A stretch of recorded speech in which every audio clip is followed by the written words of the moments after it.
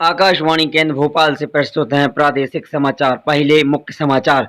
रक्षा मंत्री राजनाथ सिंह ने कहा कि चीन की सेना की कार्रवाई और वास्तविक नियंत्रण रेखा पर एक तरफा तौर पर स्थगिति बदलने की कोशिश द्विपक्षीय समझौते का उल्लंघन है। ब्रिक्स देश ने अंतर्राष्ट्रीय कानून और संयुक्त राष्ट्र चार्टर के लिए सम्मान के आधार पर आतंकवाद को रोकने और उसका मुकाबला करने की प्रतिबद्धता दोहराई। राष्ट्रपति ने उत्कृष्ट शिक्षकों को राष्ट्रीय पुरस्कार प्रदान किए। कहा, शिक्षक ट्रस्ट के सच्चे निर्माता हैं जो विद्यार्थियों को जागरूक नागरिक बनाने के लिए उनका चरित्र निर्माण करते हैं।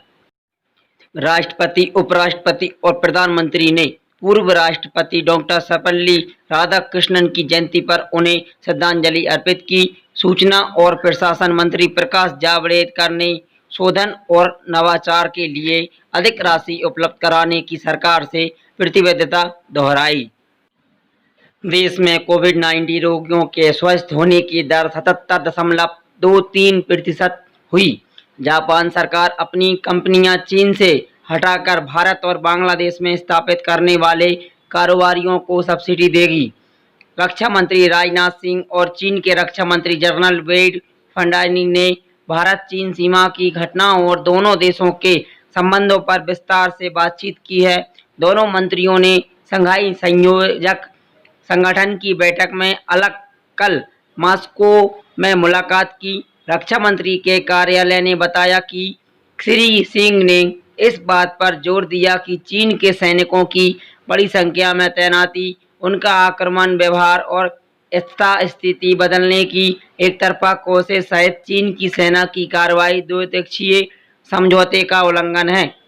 श्री सिंह ने पिछले कुछ महीनों में भारत चीन सीमा के क्षेत्र में पश्चिमी सेक्टर में गलवान घाटी सहित वास्तविक नियंत्रण रेखा पर घटनाक्रम को लेकर भारत की स्थिति से चीन की रक्षा मंत्री को अवगत कराया।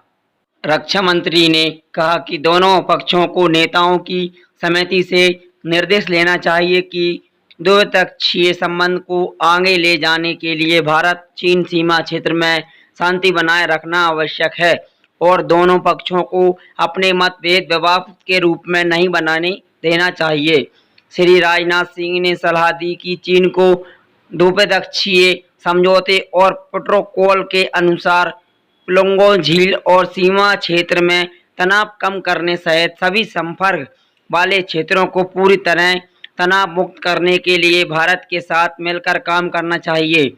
उन्होंने कहा कि वर्तमान स्थिति से जिम्मेदार तरीके से निपटना चाहिए और किसी भी पक्ष को ऐसी कोई कार्रवाई नहीं करनी चाहिए जिससे स्थिति खराब हो जाए या सीमा क्षेत्र में तनाव बढ़े। श्री सिंह ने चीन को इस बात से अवगत कराया कि दोनों पक्षों और राजनीतिक और सेनाओं जनरलों सहित बातचीत जारी रखनी चाहिए ताकि वास्तविक नियंत्रण रेखा पर पूरी तरह तनाव दूर हो सके और पूरी तरह शांति बहाल हो सके।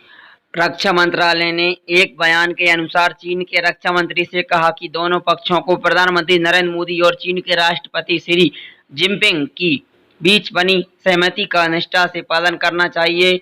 उन्होंने सुझाव दिया है कि दोनों देशों को रक्षा मंत्रियों सहित सभी स्तरों पर संवाद बनाए रखना चाहिए। रक्षा मंत्री राजनाथ सिंह ने मॉस्को में ताजिकिस्तान के रक्षा मंत्री कर्नल जनरल शेराली मिर्ज़ोयेव से मुलाकात की। ट्वीट में श्री सिंह ने बातचीत को लाभदायक बताया। उन्होंने कहा कि रक्षा संबंधों सहित कई मुद्दों पर व्यापक विचार विमर्श हुआ। रक्षा मंत्री राजनाथ सिंह ने आज मॉस्को में कजाकिस्तान के विदेश मंत्री लेफ्टिनेंट जनरल नूरलाल यरकेबासुई के से मुलाकात की। एक ट्वीट में श्री सिंह ने कहा कि उन्होंने लेफ्टिनेंट जनरल नूरलाल के साथ भारत कजाकिस्तान रक्षा संबंधों को और गति प्रदान की।